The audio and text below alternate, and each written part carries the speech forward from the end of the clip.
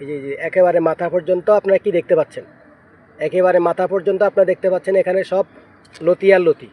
তো এটি আসলে প্রথমে যদি আমরা অন্য কোনো ফ্যাক কিছু দিয়ে আপনার কাছে চারা দিতাম, আমার কিন্তু ব্যবসা যদি উদ্দেশ্য হতো, আমি যশোর থেকে যে রেটে এনেছি, আমার যে খরচ পড়েছে, আমি তার থেকেও আপনাদের কাছ থেকে কম রেখে দেখেন। এই যে লতি দেখেন, আমি কিন্তু এখানে কাট পিস দেখাচ্ছি না, এটার ভিতর দিয়ে সব কিন্তু লতি। কিছু বুঝতেছেন আপনারা, কিছু বুঝতেছেন যে এটার ভিতর দিয়ে যা আছে সব কিন্তু লতি দেখাচ্ছে। এই যে এটার ভিতর দিয়ে যা দেখতে পাচ্ছেন সব কিন্তু লতি দেখতে পাচ্ছেন। এই যে আমি যদি একটু আপনাদেরকে যদি একটু ইয়ে করে দেখাই, ক্যামেরাটা যদি একটু ক্লোজ করে দেখাই। আসসালামু আলাইকুম রহমতুল্লাহ। আমি বসে আছি যশোর থেকে আনা সেই লতিরাজ কচুর, যে আমরা আবাদ করেছিলাম। তা আমরা ইতিমধ্যে ইতিমধ্যে আপনারা কিন্তু আমাদের কাছ থেকে আরও কিছু চারা নিয়েছেন এখান থেকে।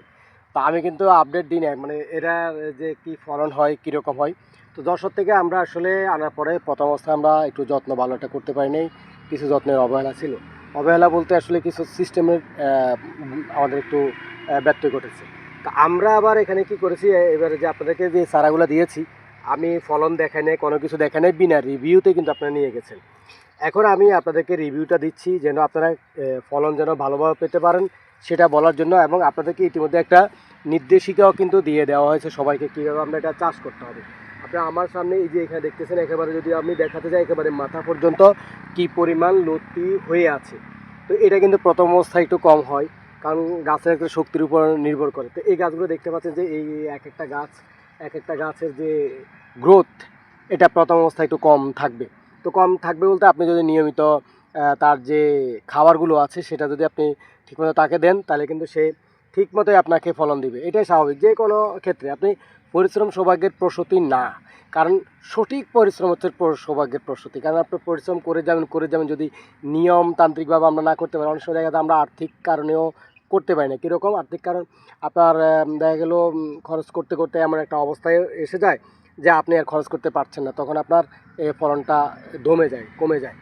তো এই যে দেখতে পাচ্ছেন যে যারা ইতিমধ্যে চারা সংগ্রহ করেছেন তারা সুন্দরভাবে সেগুলো একটু পরিচর্যা করেন, এবং আমরা যেভাবে দিয়েছি, এবং প্রত্যেকে আমি ফোন নাম্বার রেখেছি, সবার সাথে আমি দেখা করব, প্রত্যেকের ক্ষেত আমি একটু চেক করব, এবং আমরা রিভিউ দেওয়ার চেষ্টা করব।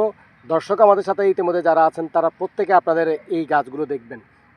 তো আমি আসলে দেখাতে চাচ্ছি আর কি, যে এই যে দেখতেছেন কিনা, এই যে লতিগুলা, এটা আমার এই যে আঙ্গুলের সমান এই মোটা এই যে লতিটা, এই গেল একটা লতি এখানে, এই যে এটা আরও মোটা হয়ে আসতেছে, এই যে দেখতেছেন এটা আরও মোটা হয়ে আসছে।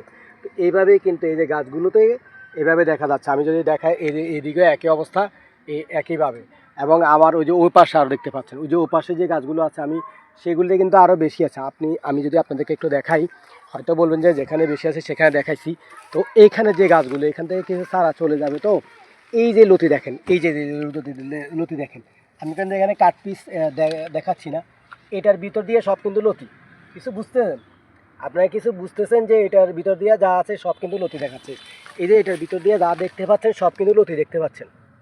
এই যে আমি যদি একটু আপনাদেরকে যদি একটু ইয়ে করে দেখাই, ক্যামেরাটা যদি একটু ক্লোজ করে দেখাই, এই যে একেবারে মাথা পর্যন্ত আপনারা কি দেখতে পাচ্ছেন, একেবারে মাথা পর্যন্ত আপনারা দেখতে পাচ্ছেন এখানে সব লতি আর লতি। তো এটি আসলে প্রথমে যদি আমরা অন্য কোনো ফ্যাক কিছু দিয়ে আপনার কাছে চারা দিতাম, আমার কিন্তু ব্যবসা যদি উদ্দেশ্য হতো, আমি যশোর থেকে যে রেটে এনেছি, আমার যে খরচ পড়েছে, আমি তার থেকেও আপনাদের কাছ থেকে কম রেখেছি। যদি দেখা যায় আমরা এই এক পিস নিলেও বলছি যে একই অবস্থা, এই যে এই যে দেখতে পাচ্ছেন, এই এক পিস নিলেও কিন্তু এই যে রেট, 120 নিলেও সেই রেট। তো এইভাবেই কিন্তু আমরা আসলে এই যে এই পাশে দেখতে পাচ্ছেন, এই যে এখানে যা দেখতে পাচ্ছেন যে গাছগুলো, এই যে গাছের যে গ্রোথ, আপনারা যে গাছের যে গ্রোথ দেখতে পাচ্ছেন, এই যে গ্রোথ দেখছেন, এই যে গাছের আসলে গ্রোথের উপর নির্ভর করে গ্রোথ নির্ভর করে পরিচর্যার উপর। তো আশা করছি আপনারা যেভাবে আপনাদেরকে নির্দেশিকা দেওয়া হলো, তার থেকেও আপনারা আরও চাইলে কৃষি বিভাগের সাথে যোগাযোগ করে এগুলো সুন্দরভাবে পরিচর্যা এবং আপনারা সেই যে আবাদ আপনারা করতে পারেন। আমি আসলে আপনাদেরকে হয়তোবা প্রথম অবস্থায় না দেওয়াতে অনেকে আমার উপর শুধুমাত্র যে বিশ্বাস স্থাপন করে নিয়ে গেছেন। তো আমার উপর বিশ্বাস স্থাপন আমি এটা বলছি এই জন্যই যে আমি যেভাবে বলেছি আমার কাছে আপনারা নিয়ে গেছেন, বা শেষ। এবং আমি যশোর থেকে এনেছি, আপনারা এটাও শুনেছেন, আমি যশোর থেকে এনে এই আবাদ শুরু করেছি, চেষ্টা করেছি, নিজেরও খাওয়া হলো এবং সমাজের অন্তত চাহিদাটা মিটবে, দেশের চাহিদা মিটবে। এভাবে যদি আমরা প্রত্যেকে আবাদ করি তাহলে আমাদের অন্তত যে দেশের যে খাদ্য চাহিদা যে অভাব আছে সেটি পূরণ হবে।